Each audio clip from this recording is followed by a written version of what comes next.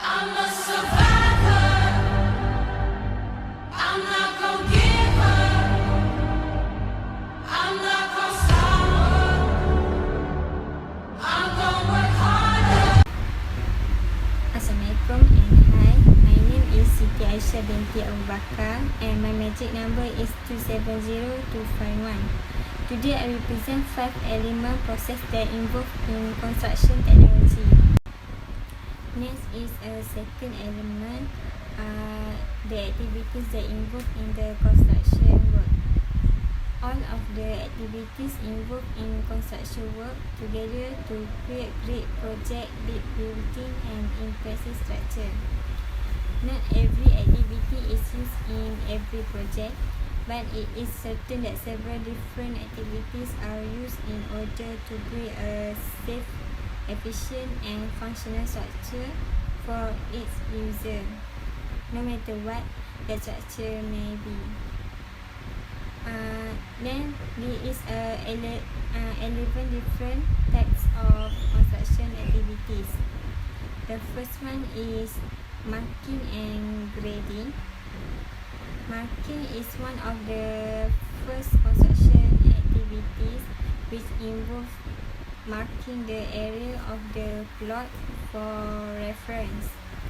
This helps the workers to always be able to orient themselves in terms of their workspace. And grading helps to ensure that buildings are even less long and maintain the maximum support. There may be particular circumstances when something is being constructed that will require a slight incline or decline to the base surface. In this case, it will be very important that the incline is exactly the correct angle. Is it a matter of safety and plays a major role in construction management. Grading uses big machines to help ensure the space is level or that it is at the appropriate angle that it's supposed to be. And the second one is excavation. This is a fairly broad term. There are several different types of construction activities in excavation. In general, the term involves moving earth or rocks out of a certain area to prepare it for construction. This includes basement excavation, which digs the earth out to prepare for a basement to be built. It also includes mud, rock and topsoil excavation, all of the which include removing the substances from the workspace. And the third activity is concreting. The process of pouring concrete is another major activity in construction. It is often used for the base of building, for road, bridge, pipes and many other applications. One of the reasons it has become so popular in the construction industry is that the construction industry concrete is easy to make in large quantities and it changes state so that it is easy to work with and manipulate. And activities number 4 is carpentry. One of the first activities that comes to many people's minds when construction is mentioned is carpentry. This is the general cutting and installation of materials that will be used for the construction of a structure. Carpentry used to be a word that described individuals working with wood specifically, but now carpentry means working with several different materials. And activity number 5 is brick masonry. Brick have been used in construction for decades and are still used often today as a highly efficient material. Brick masons lay the bricks ensuring that they are laid in a way that is structurally sound. For example, laying is brick one on top of the other allows for crack to go all along the entire wall. If the bricks are offset, as you will often see, it makes the cracking of the mortar less likely. And number 6 is plumbing. In structure that require plumbing, there are specific plumbing activities that must occur to ensure that they will function properly. These include putting a piping and fixture for good incoming potable water and outgoing waste. And number 7 is welding. The activity of attaching two metals together using heat is welding, a crucial action in construction used to bind metals, especially for structural purpose. There are different types of welding which can be used for different types of metal and different conditions.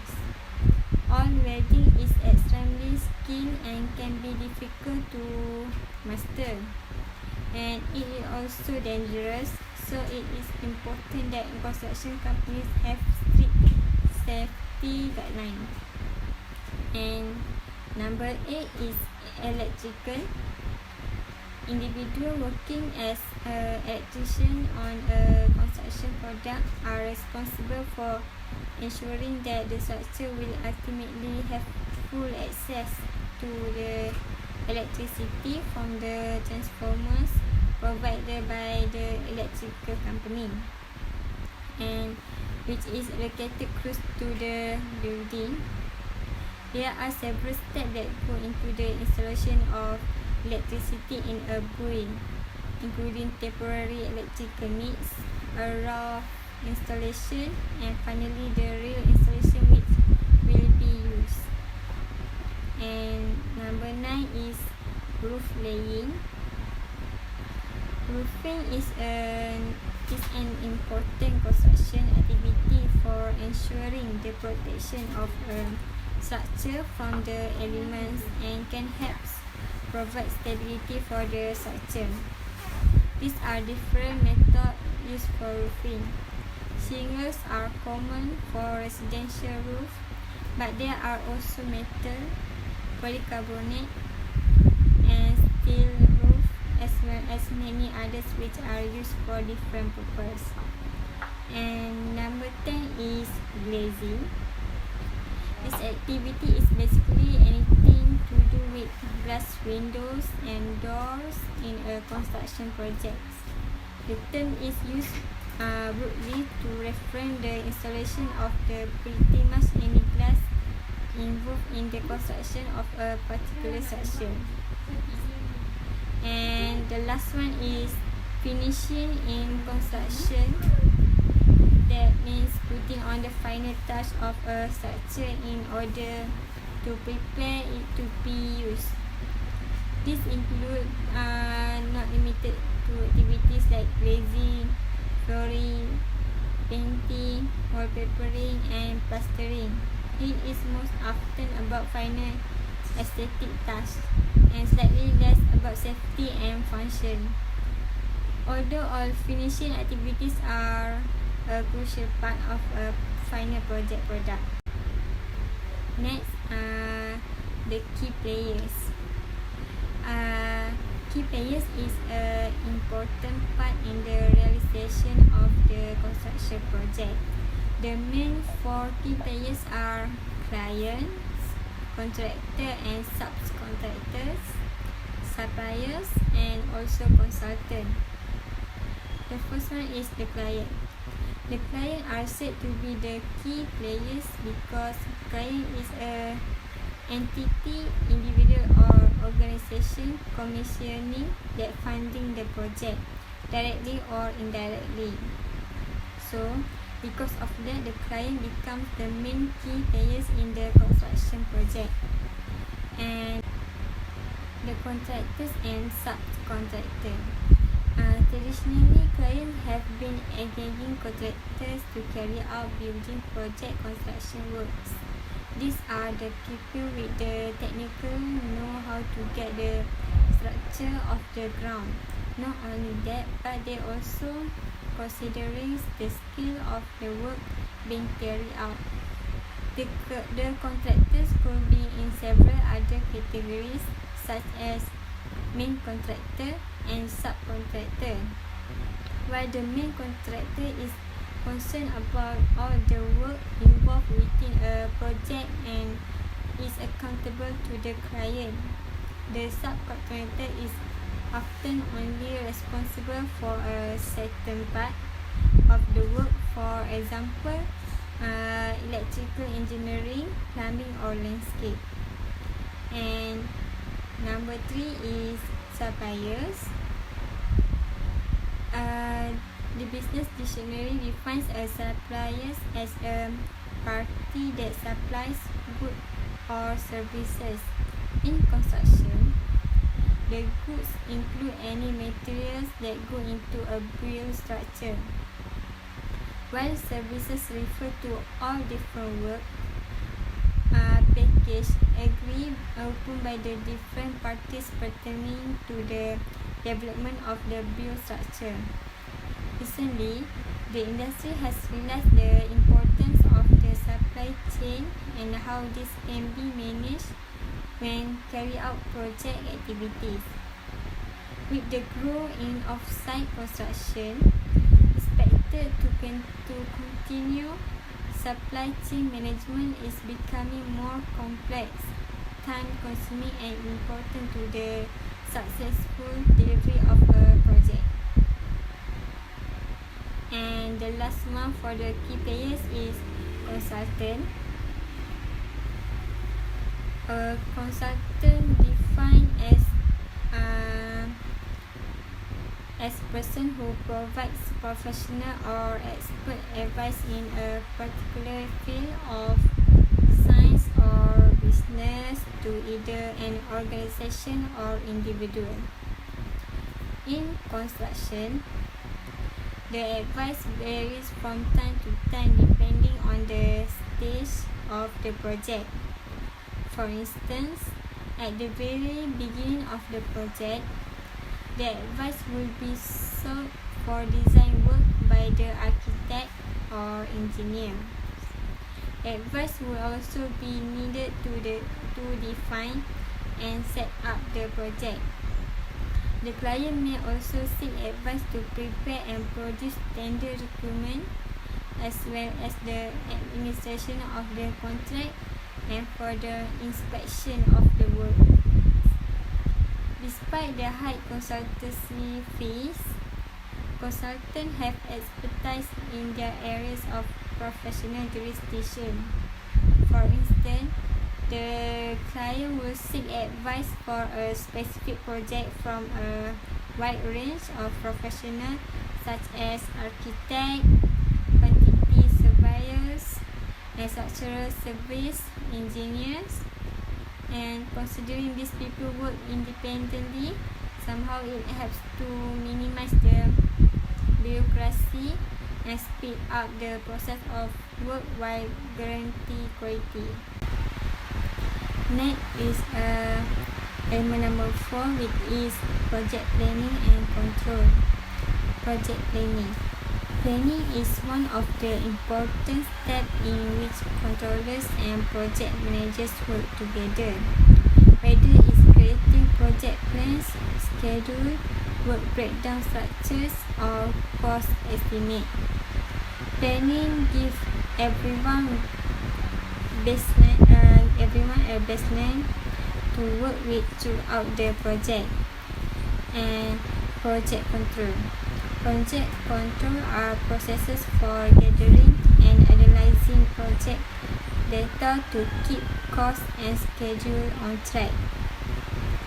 The function of project controls include initiating, planning, monitoring and controlling, communicating and closing out project costs and schedule. Ultimately, project controls are interactive processes for measuring project status, forecasting likely outcomes based on those measurements, and then improving projects performance if those projected outcomes are unacceptable. And activities under the umbrella of project controls may include aligning project with portfolio organization goals and objectives, and developing a work breakdown structure, collaborating on initial project schedule, and developing a risk management plan, and project budgeting and forecasting, and monitoring project costs, feedback and reporting, and optimizing project strategies to enable better outcomes in the future. Next, the last element in construction technology is successful construction.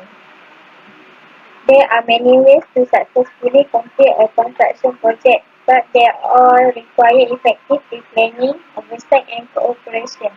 Here are 10 suggestions for planning and managing construction projects to ensure that they are on time, on budget, and bill well. The first one is careful contracting, independent cost estimate, establish a firm budget, use add and delete alternatives.